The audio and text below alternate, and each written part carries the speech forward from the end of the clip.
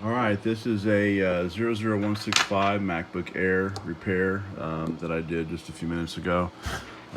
Obviously, I'm not going to show you the repair live simply because I already fixed it and I don't have the right camera gear. I have to hold a phone right here to take video. So this came in from another technician, an accomplished technician that works on Nintendo Switches. I've talked to him on the internet. He's a nice guy. So he was curious as to what happened. This had the dreaded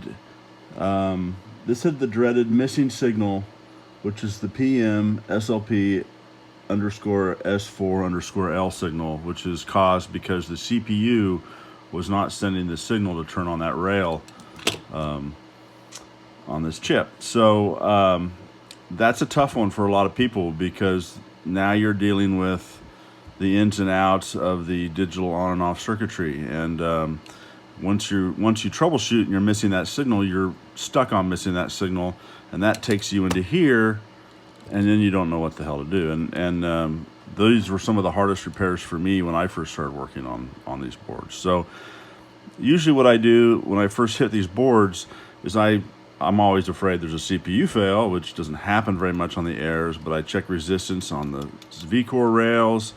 Then I check resistance on the DRAM rail. I check this resistance here. I check resistance on the PP3V3, the PP5 volt. I check these resistances real quick before I even turn on the board. So on this board, I noticed that this was 28 ohms, and that should be a lot bigger than 28 ohms. So I was like, that's not good. So when this is 28 ohms, I've seen this before. I usually go after and check these 3v3 switches here.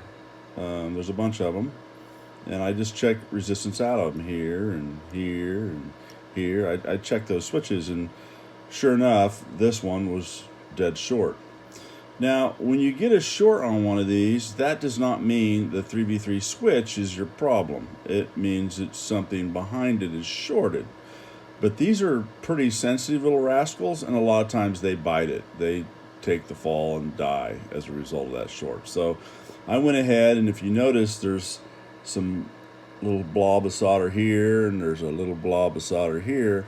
That's because I use this power supply, and I inject power on that rail. So I use power, inject it on that rail, and I found the short right here. So I fixed that, and then the low resistance was almost gone, but not quite. It was still messed up. So then I gave it power, and then I discovered this poor guy bit it as well. So replacing this and replacing this fixed the fault, and the board comes up just fine. So let's power it up. That's kind of a tricky repair. I mean, that's a small cap. It's not very common that fails, but I've seen it 3 or 4 times in the past 6 months.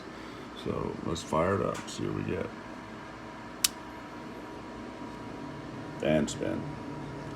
And if you look real close here, we're pulling the appropriate amount of power. See it bouncing around there? It's loading firmware. It's a rolling. So, board's fixed. But that was a tricky one. No water damage. That cat bit it. Oh, over here.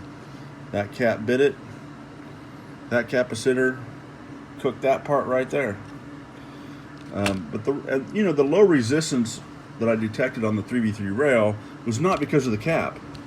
The low resistance that I detected on the 3v3 rail here because that guy was toast.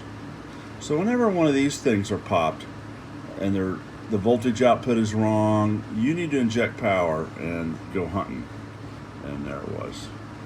So I never even got to the point of troubleshooting the PM SLP S4 low rail because I didn't look for voltages. I just looked for resistance and got lucky this time. So just wanted to make that little video. I know he was interested in the details.